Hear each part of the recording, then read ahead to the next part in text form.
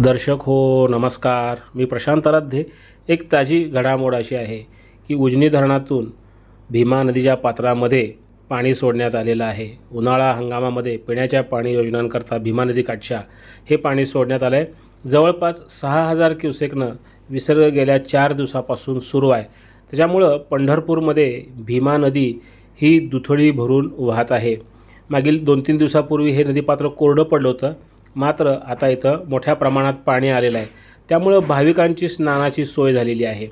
आज गुरुवारी सकाळी आंध्र प्रदेशमधील विनुकोंडा या भागातील असणारे भार्गव राजा गटम हे हा जो युवक आहे भाविक, वय वर्ष 20 आणि त्यांचा जो जिल्हा आहे तो गुंटूर या जिल्ह्यामधले आहेत. ते इथं आंघोळीकरता नदीपात्रात गेले असता ते बुडालेले आहेत. स्थानिक जे होडी चालक आहेत तसेच स्थानिक नागरिकांनी त्यांना वाचवण्याचा प्रयत्न केला, मात्र ते बुडाले. यानंतर रेस्क्यू पथकही इथं आलं होतं आणि त्यांचा शोध सुरू होता, मात्र दुपारपर्यंत अद्यापही त्या युवकाचा शोध लागलेला नाही. दरम्यान याबाबत तेथील स्थानिकांनी दिलेली माहिती पहा. गणेश शामराव माझं नाव.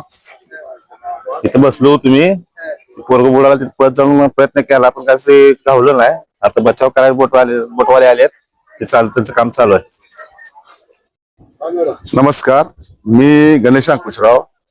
चंद्रभागेच्या पात्रात इस्कॉन घाटा जवळ सकाळी एक आंध्र प्रदेशातला मुलगा बुडाला आणि चंद्रभागेला पाणी भरपूर आले.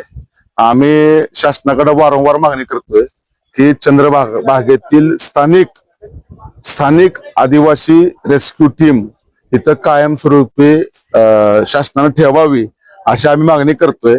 आणि मंत्रालयातनं सुद्धा तो कागद खाली आलाय, पण मंदिर समिती जाणून बुजून या गोष्टीकडे दुर्लक्ष करते. मंदिर समिती नाही तिथं वायपट खर्च करते, पण त्यांना एखादी चंद्रभागेत येणाऱ्या भाविकाच्या सुरक्षेसाठी एखादी टीम नेमावी असं वाटत नाही. आणि ह्या टीम नेमली असती तर सकाळची घटना घडली नसती. त्यामुळे ह्याला सगळ्यात जबाबदार ही मंदिर समिती आहे. मंदिर समितीनं भाविकाची काळजी असेल, नागरिकांची काळजी असेल. चंद्रभागेचं पात्र मोठं आहे, चंद्रभागेत पाणी भरपूर आलेलं आहे, पण टीम न नेमल्यामुळं हा सकाळी बुडून मुलगा आंध्र प्रदेशचा वारलेला आहे. मी मंदिर समिती निषेध करतो आणि शासनाला खरंच भाविकाची काळजी असेल तर लवकरात लवकर आदिवासी रेस्क्यू टीम तयार करावी. आम्ही यादी दिली आहे, सगळं मंजूर आहे, मग अद्यापपर्यंत का होत नाही?